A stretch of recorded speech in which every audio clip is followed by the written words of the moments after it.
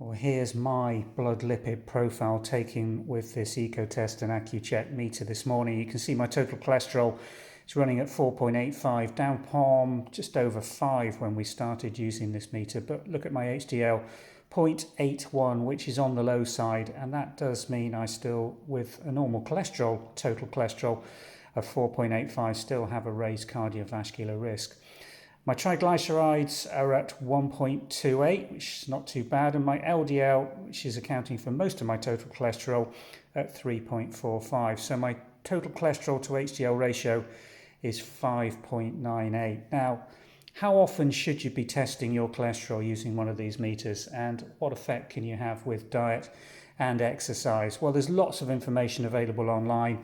Our suggestion to you is that it's no more value to you testing more frequently than probably between weekly to fortnightly, because you're looking at trends and patterns as opposed to a one-off or absolute reading with cholesterol.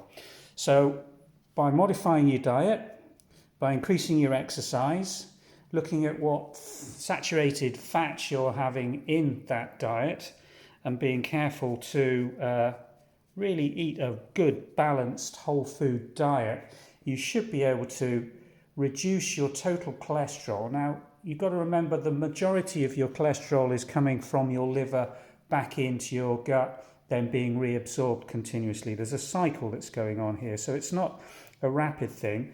But what can be affected very quickly and is a physiological variant is the triglycerides, the free fats, which are absorbed from fatty meals quite quickly. So if you're testing and find that you've got raised triglycerides, we do recommend that you move to a fasting regime of testing. And by fasting, we mean first thing in the morning after not having eaten from around latest 8 o'clock the day before. So you've got 9 to 12 hours of no dietary absorption effect showing in your blood lipid profile. Hope that helps as a guide for you. The Lancing technique is absolutely critical to getting consistent and accurate readings with these machines. So do watch our guide on a correct and optimum lancing technique for getting near hospital accurate readings using one of these self-test meters. Thanks for watching.